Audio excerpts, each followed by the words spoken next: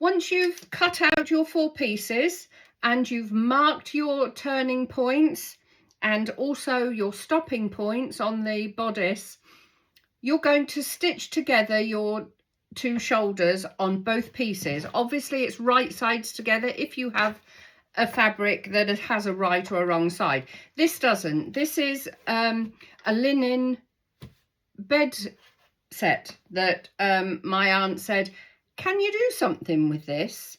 And then she saw my pinafore pattern and she said, oh, I'd love pinny. So here we are. This is for Auntie Anne. She'll never see this video because she doesn't sew, but this is her bed duvet that she was donated. One of her friends said, you know, would you like this to use? And she said, well, I'd like it, but I won't use it as bedding. So that's how I ended up having it. So Auntie Anne, it's on the way. So if you are doing it with a lining, you'd have 1 piece with your outsides together and 1 piece with your linings, because you've got a lining piece and the outside. So you will put right sides together and stitch the shoulder seams, just straight across the shoulder seams, being careful not to stretch the seam, because this is actually on a slight bias, so which means it will stretch. So you have to make sure that you don't pull it as you're stitching it. So you're going to do that on all the 4 shoulders, and then you're going to press the seam open.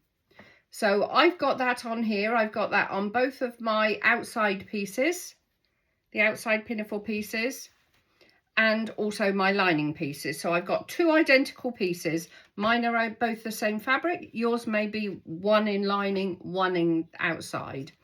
So that gives you 2 nice shoulders to work with. So the next thing you're going to do is you're going to do the neckline. And to do the neckline, you're going to put your lining and your outside pieces together, right sides together. So that will mean that your sewn seam will be inside.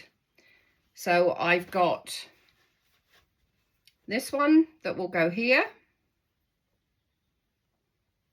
and you're going to match up your seams. So I've got a seam on one side and then I'll match this up on the other side. So I'll pin this one first. Oh, I think that pin needs to go. It's a bit blunt.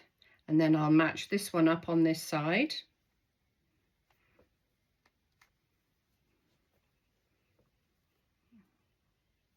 There we go. And then we'll do the same on the other side. So right sides together, the nice neat shoulder seams, they'll go together.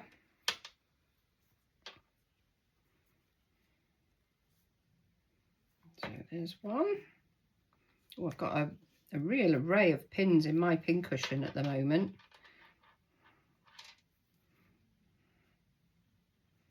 But I think I need to go through some of them because some of them are a bit blunt. I need to be quite ruthless, I think. So there we are. We've got the 2 pieces of the bodice together and we've got the shoulder seams matched up. Then now we're going to match up our points here from our tailor's tacks. So that's going to match one to the other at the corners. And as I said before, that's the point where we're going to pivot, because the next thing we're going to do is we're going to stitch all the way around the neckline. So let me just put all these tailor tacks together. As I say, you can do it with a pen, you can do it with chalk if you like.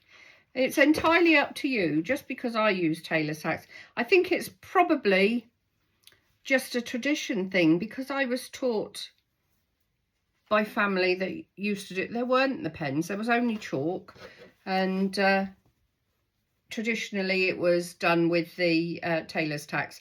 So now what we're going to do is we're going to stitch all the way around the outside edge from start at one shoulder, and we're going to go all the way around the edge of the neckline, meeting back up again. So you're not leaving any gaps, you're going all the way around with your centimetre seam allowance.